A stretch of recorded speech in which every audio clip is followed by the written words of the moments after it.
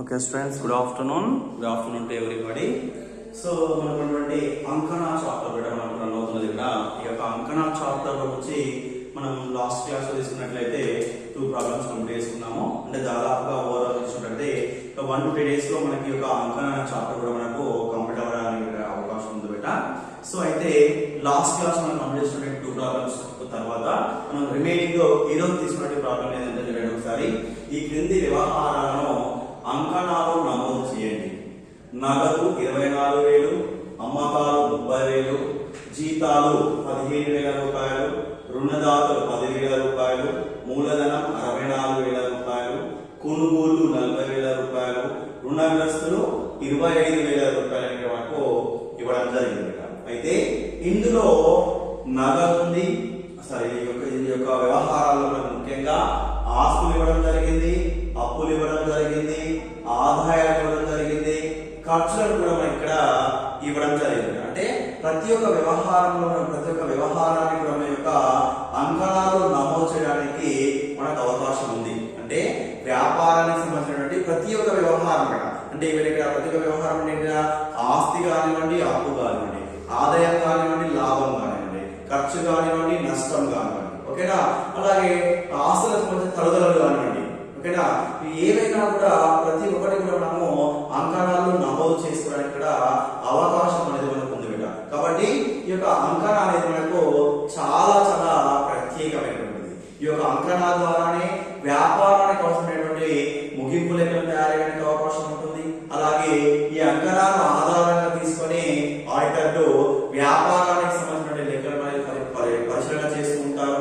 అలాగే అంకణాల ద్వారానే అకౌంట్ కూడా మనకు అవసరమైనటువంటి అకౌంట్స్ ప్రిపేర్ చేసుకోవడానికి కూడా అవకాశం ఉంటుంది బిడ్డ. కాబట్టి అంకణ అనేది మనకు చాలా కీలకమైనది, ఎంతో స్పష్టంగా చెప్పుకోవడానికి కూడా అవకాశం ఉంటుంది బిడ్డ, ఓకేనా.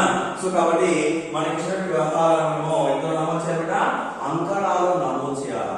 కాబట్టి సో ఫస్ట్ ఆఫ్ ఆల్ మనం తీసుకోండి అంకణ యొక్క నమూనా తీసుకుందాం. మనం ఇక్కడ అంకణ యొక్క నమూనా ఫస్ట్ కాలంలో తీసుకున్నట్లయితే క్రమ సంఖ్య, అలాగే సెకండ్ దాంట్లో వివరాలు, నెక్స్ట్ థర్డ్ దాంట్లో తీసుకున్నట్లయితే ఆవర్జాపక సంఖ్య, సో ఇంకో దాంట్లో తీసుకున్నట్లయితే డెబిట్ రూపాయలు, అలాగే క్రెడిట్ రూపాయలు మనకి ఇక్కడ ఇవ్వడం జరుగుతుంది బేట. డెబిట్ రూపాయలు మరియు క్రెడిట్ రూపాయలు,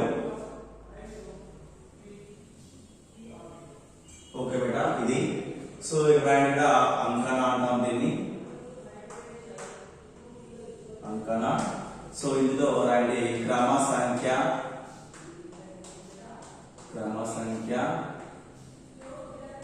వివరాలు, ఆపు సంఖ్య, ఆవర్జాపక సంఖ్య, డెబిట్ రూపాయలు,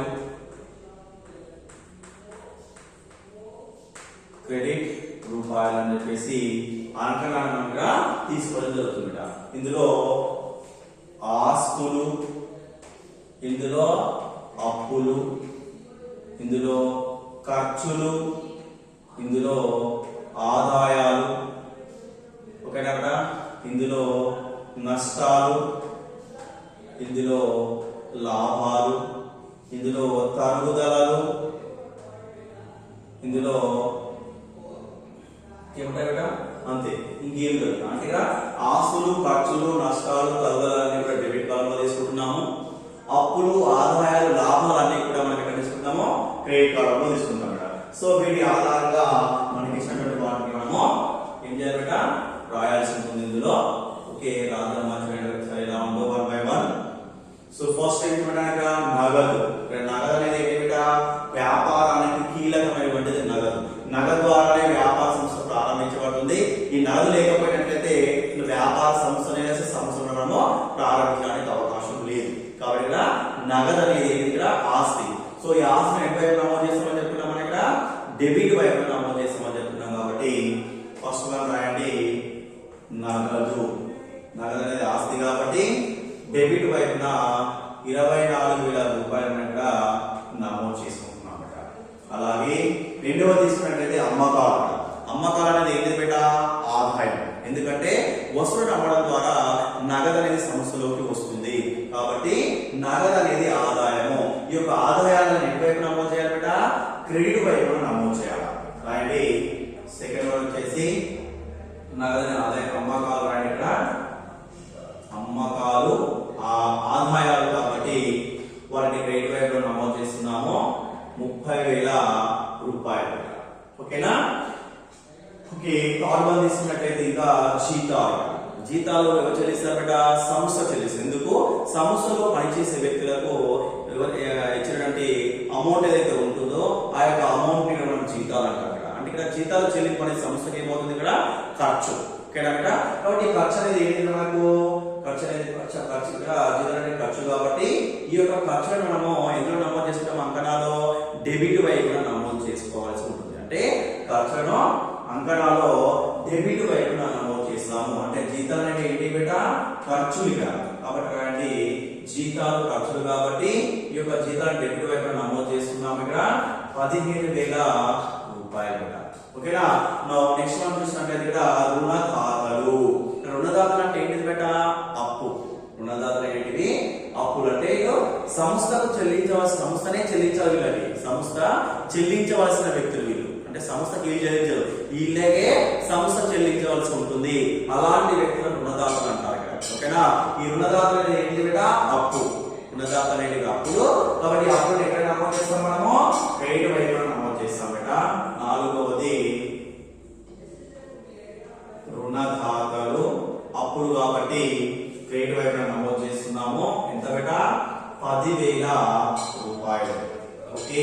అలాగే నెక్స్ట్ వన్ తీసుకున్నట్లయితే ఇక్కడ మూలధనం. మూలధనం అనేది ఏంటి? ఇక్కడ అప్పు. ఇక్కడ మూలధనం అనేది అప్పు ఎలా అవుతుంది అంటే యజమాని తీసుకొచ్చినటువంటి పెట్టుబడిని సంస్థ దాన్ని ఎలా భావిస్తుంది?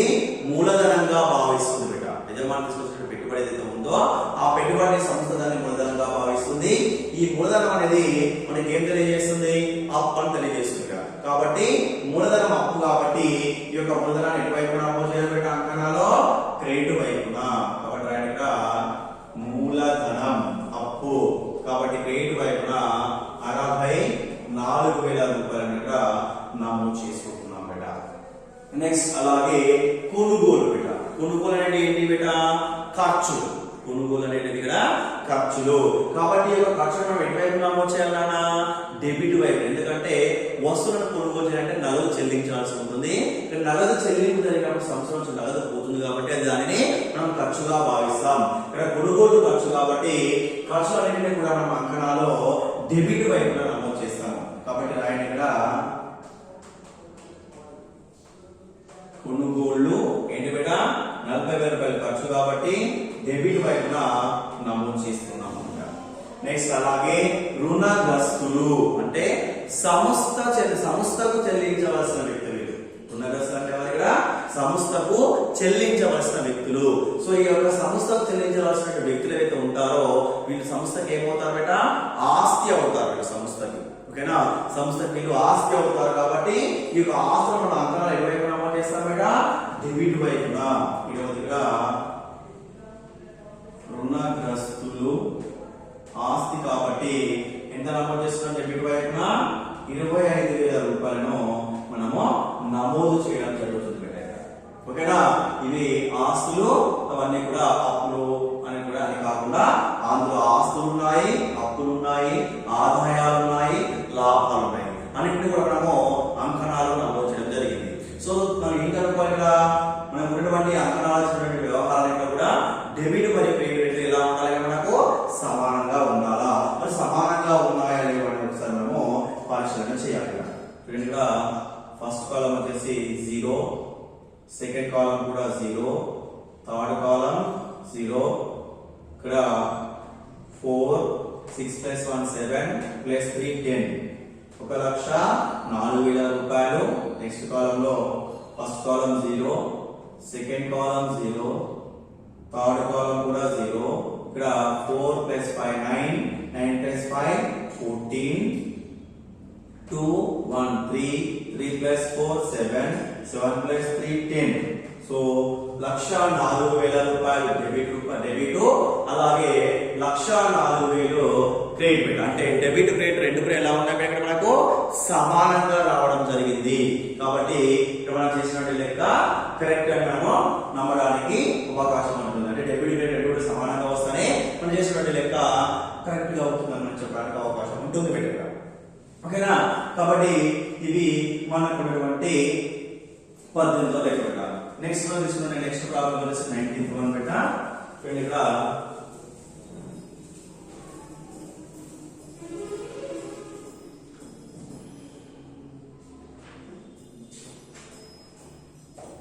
చూడండి, సరుకు 1/4/2017 వచ్చేసి 40,000 రూపాయలు. అలాగే నెక్స్ట్ వన్ కొనుగోలు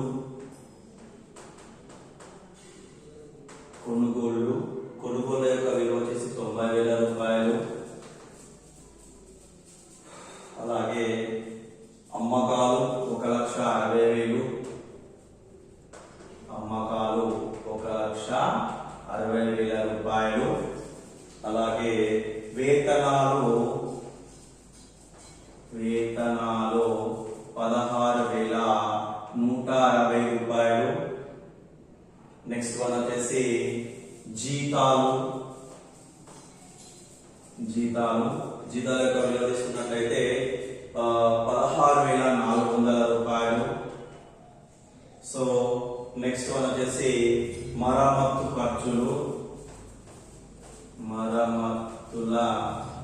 ఖర్చులు, దాని యొక్క విలువ తీసుకున్నట్లయితే 500 రూపాయలు. మరమ్మతు ఖర్చుల యొక్క విలువ 500 రూపాయలు. అలాగే వచ్చిన కమిషన్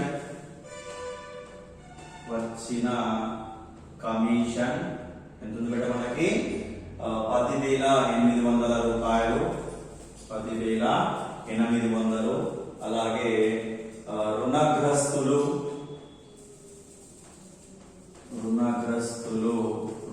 యొక్క విలువ తీసుకున్నట్లయితే 38,800 రూపాయలు.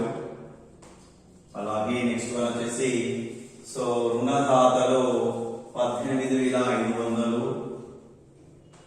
రుణదాతలు 18,500 రూపాయలు. అలాగే మూలధనం 1,90,000. మూలధనం 1,90,000 రూపాయలు బెట మూలధనం యొక్క విలువ. సో అలాగే సొంత వాడకాలు 4,400. సో నెక్స్ట్ అమ్మకాల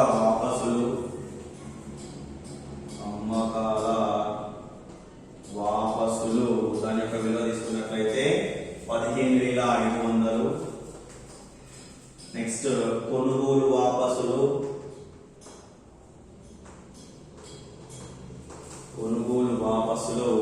దాని యొక్క విలువ 5,600 రూపాయలు. ఓకేనా? నెక్స్ట్ వన్ లోపలికి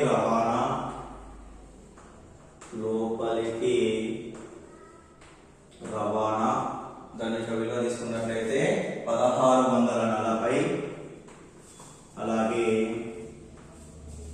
బయటకి రవాణా దాని యొక్క విలువ 3,200 రూపాయలు. నెక్స్ట్ ఫర్నిచర్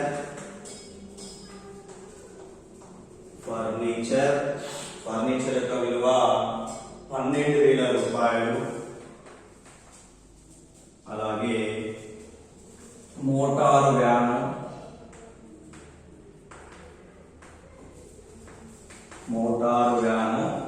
దాని యొక్క విలువ 80,000 రూపాయలు. మోటార్ యొక్క వ్యాన్ విలువ. నెక్స్ట్ చేతిలో నగదు 14,300. చేతిలో నగదు 14,300 రూపాయలు. అలాగే bank over draft 40,000. Bank over draft 40,000 రూపాయలు. నెక్స్ట్ వన్ తీసుకున్నట్లయితే పెట్టుబడులు 1,20,000, పెట్టుబడులు 1,20,000. నెక్స్ట్ వన్ తీసుకున్నట్లయితే పెట్టుబడులపై వడ్డీ, పెట్టుబడులపై వడ్డీ 12,000 రూపాయలు. నెక్స్ట్ వన్ వ్యాపార ప్రకటనలు 3,800, వ్యాపార ప్రకటనలు 3,800 రూపాయలు. సో ఇందులో వచ్చిన ప్రతి ఒక్క వ్యవహారాన్ని కూడా మనము అంకణాలో నమోదు చేయవలసి ఉంటుంది బేట. సో ఏ విధంగా నమోదు చేయాలి సరే మనం 1 by 1 గా నమోదు చేసుకుందాం. కొంచెం పైకి వేసుకుందాం అంకణా ఇది. ఓకే,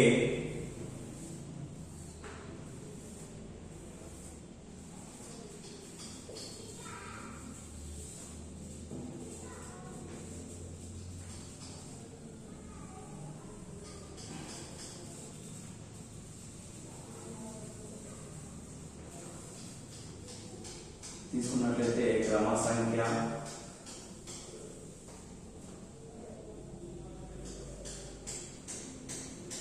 వివరాలు, అలాగే ఆవర్జక సంఖ్య, నెక్స్ట్ డెబిట్ మొత్తం, అలాగే క్రెడిట్ మొత్తం, డెబిట్ మొత్తం మరియు క్రెడిట్ మొత్తం.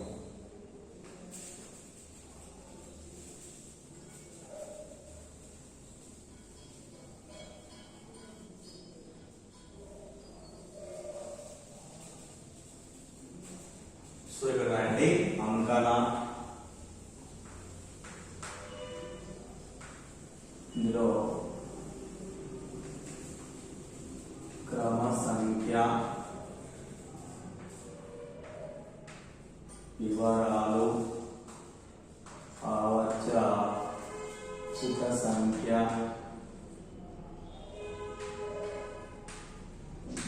డెబిట్ రూపాయలు, క్రెడిట్ రూపాయలు. ఓకే బేటా. సో ఇక్కడ మనం 1 by 1 కూడా నమోదు చేసుకుందాం. ఇక్కడ సో ఫస్ట్ వన్ ఏం చేసినట్టు మనకి ఇక్కడ సరుకు 1/4/2017 40,000 రూపాయలు సరుకు ఇచ్చింది కదా. 1/4/2017 అనేది వ్యాపార ప్రారంభం. అంటే మన అకౌంటింగ్ యొక్క రూల్ ప్రకారము ఏప్రిల్ 1 వ్యాపారాన్ని ప్రారంభించి మార్చి 31 వ్యాపారాన్ని క్లోజ్ చేస్తాం ఇక్కడ. కాబట్టి 1/4/2017 అనేది ప్రారంభం. అంటే ఏ సరుకు అది? ప్రారంభ సరుకు. ఓకేనా? ఇక్కడ ప్రారంభ సరుకు అనేది ఏంటి అంటే మనకి ఇక్కడ ఆస్తి. కాబట్టి ఇక్కడ ప్రారంభ సరుకు అనేది ఆస్తి కాబట్టి దాని అంకణాలు ఎటువైపు నమోదు చేయాలి? మరి డెబిట్ వైపున నమోదు చేయాలా? కాబట్టి రండి ఫస్ట్ వన్ ప్రారంభపు సరుకు ఎందుకంటే దాని యొక్క విలువ 40,000. డెబిట్ కాలంలో 40,000 రూపాయలను ఇక్కడ నమోదు చేసుకోవడం జరుగుతుంది. అలాగే సెకండ్ వన్ తీసుకున్నట్లయితే కొనుగోలు. కొనుగోలు అనేది ఏంటి బేట? అక్కడ కొనుగోలు అనేది ఖర్చు. ఎందుకంటే వివిధ రకాల వస్తువులను కొనుగోలు చేసి ఆ యొక్క వస్తువుల ద్వారా మనకు అవసరమైన సరుకులను ఉత్పత్తి చేసి వాటిని అమ్మడం జరుగుతుంది. కాబట్టి అంటే ముడి పదార్థాలను కొనుగోలు చేయాలి. కాబట్టి ఈ ముడి పదార్థాలను కొనుగోలు చేయడానికి అవసరమైనది నగదు ఏదైతే చెల్లిస్తున్నామో దానికి మనం ఏమంటున్నాం బేట? ఖర్చు అంటున్నాం. కాబట్టి కొనుగోలు అనేది ఖర్చు కాబట్టి ఆ యొక్క ఖర్చు ఎటు వైపు నమోదు చేస్తాం? మనము డెబిట్ వైపు నమోదు చేస్తాము. సెకండ్ వన్ కొనుగోలు.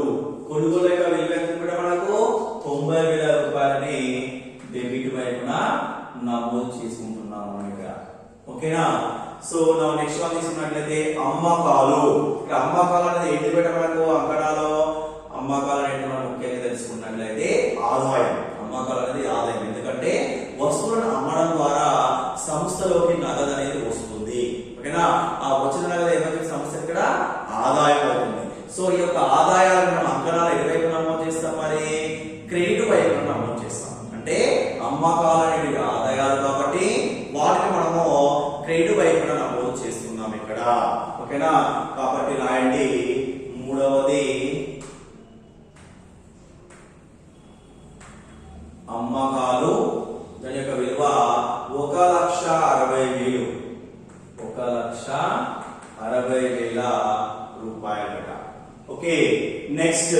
వేతనాలు. వేతనాల యొక్క విలువ ఎంత బేట? 16,160 రూపాయలు ఉంది. వేతనాల యొక్క విలువ 16,160 రూపాయలు. అంటే ఈ 16,160 రూపాయలు అనేది ఏంటి బేట? మనకి ఇక్కడ ఖర్చు. ఎందుకు ఇక్కడ వేతనాలు అంటే ఫ్యాక్టరీలో పనిచేసిన వ్యక్తులకు ఇక్కడ వేతనాలు చెల్లిస్తారు ఇక్కడ.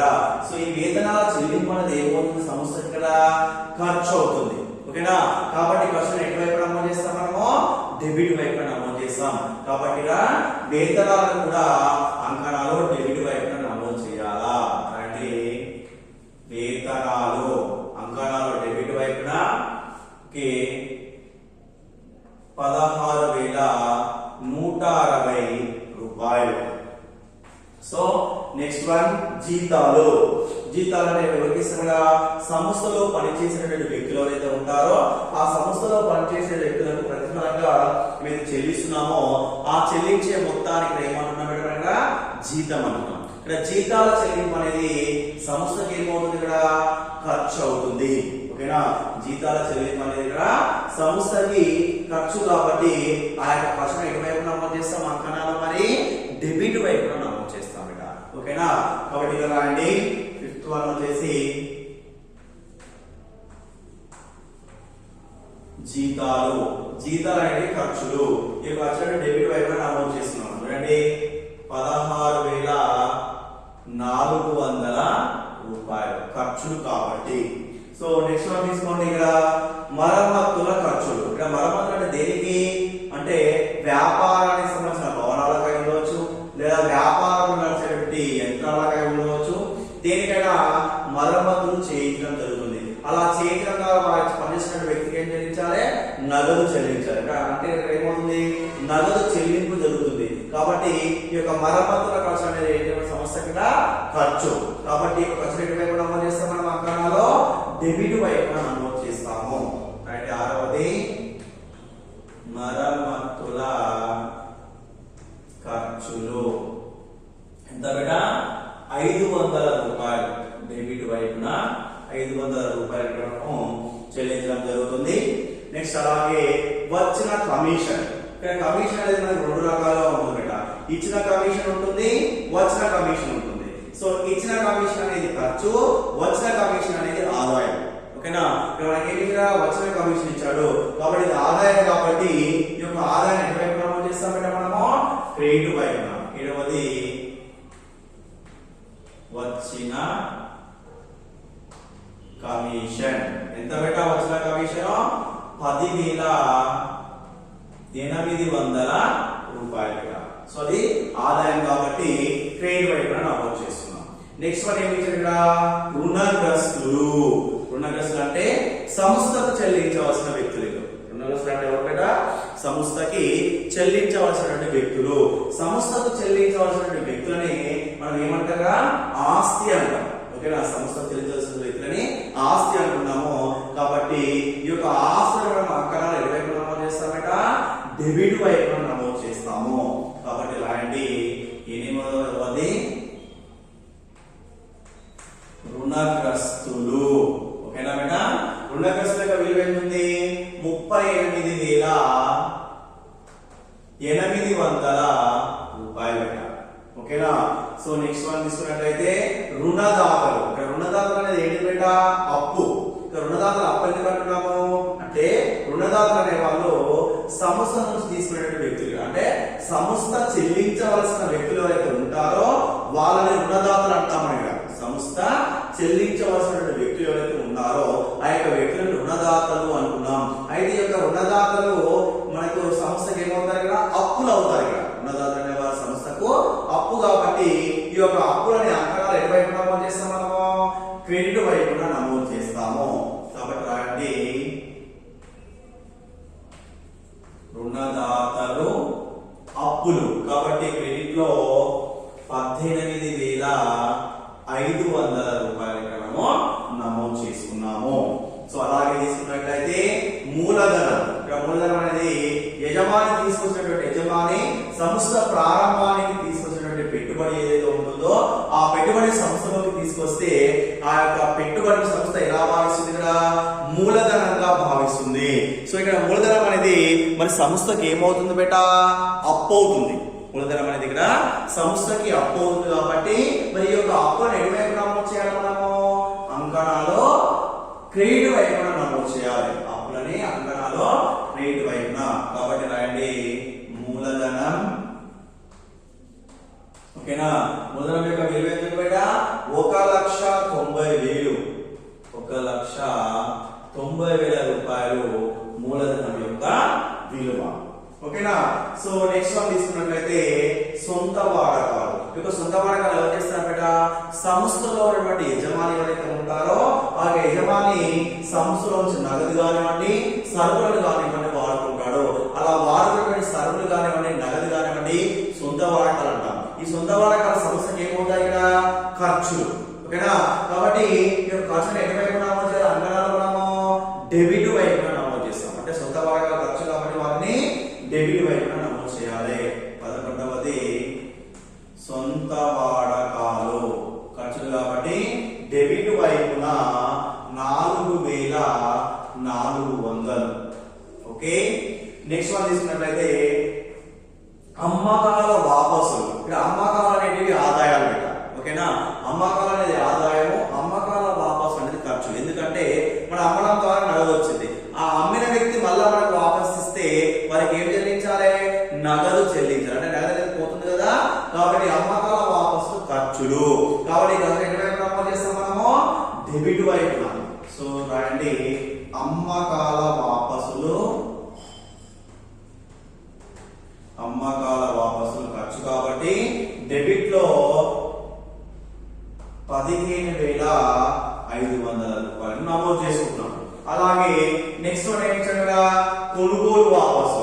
కొనుగోలు వాపసు అనేది ఏంటి? ఇక్కడ ఆదాయం. అంటే ఇక్కడ కొనుగోలు ఖర్చు, కొనుగోలు వాపసు ఆదాయం. అంటే మనం వస్తువులు కొన్నాం, మనం ఖరీదైన వస్తువులు వాపసు చేసామంటే మనకి ఏమొస్తుంది? ఇక్కడ నగదు వస్తుంది సంస్థకు. ఆ వచ్చిన నగదు ఏమైతే ఆదాయం. అంటే ఇక్కడ కొనుగోలు వాపసు అనేది మనకు ఆదాయాలు. కాబట్టి ఒక ఆదాయం ఎటువైపు నమోదు చేయాలా? క్రెడిట్ వైపున. రాయండి కొనుగోలు వాపసులు. ఓకేనా బిడ్డ? ఎంత ఉన్నాయి కొనుగోలు వాపసులు? 5,600 క్రెడిట్ వైపున. 5,600 రూపాయలు. ఓకేనా? నెక్స్ట్ అలాగే తీసుకున్నట్లయితే లోపలికి రవాణా.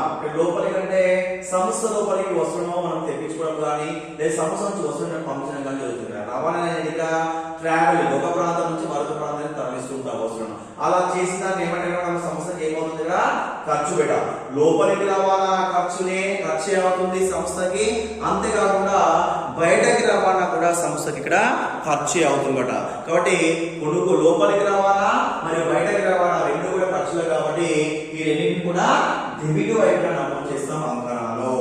రాయండి ఫస్ట్ వన్ లోపలికి రవాణా 1640. అలాగే నెక్స్ట్ వన్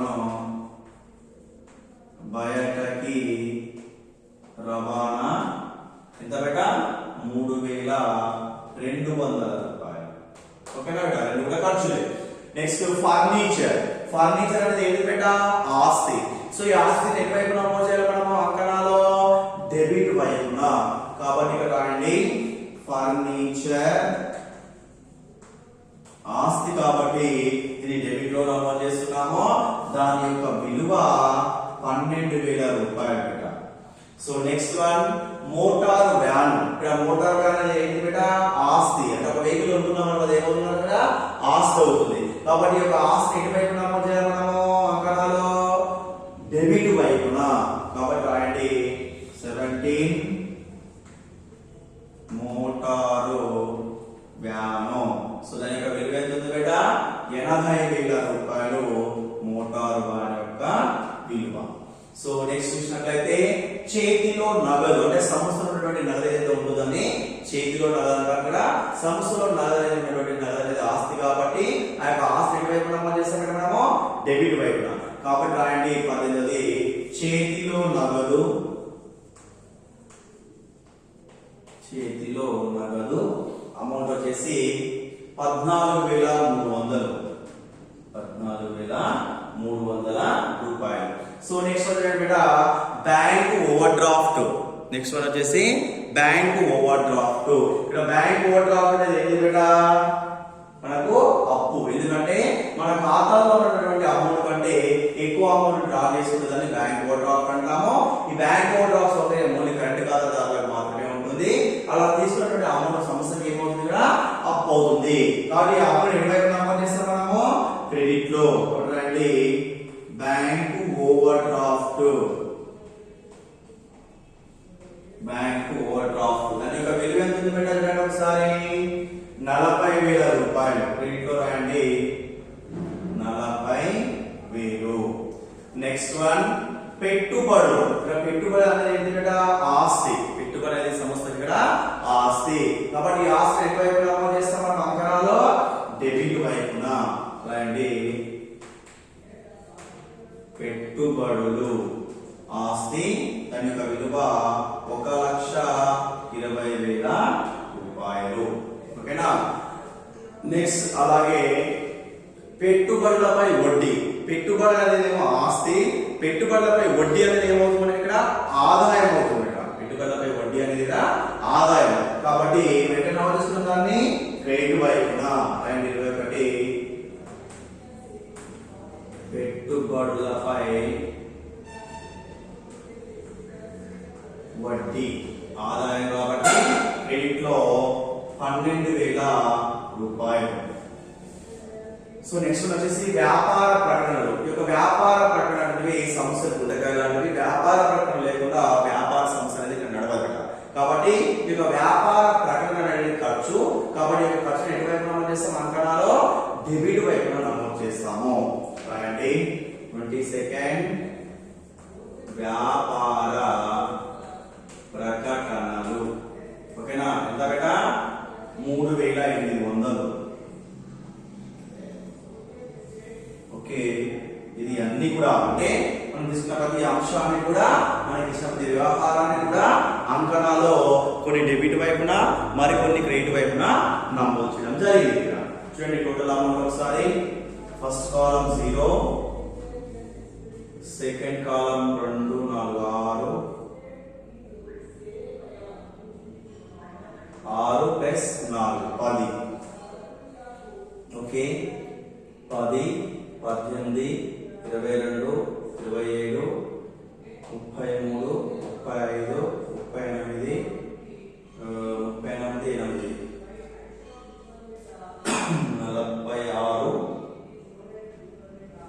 48. నెక్స్ట్ 6, 12, 20, 24, 29, 30, 35, 39, 42, 46.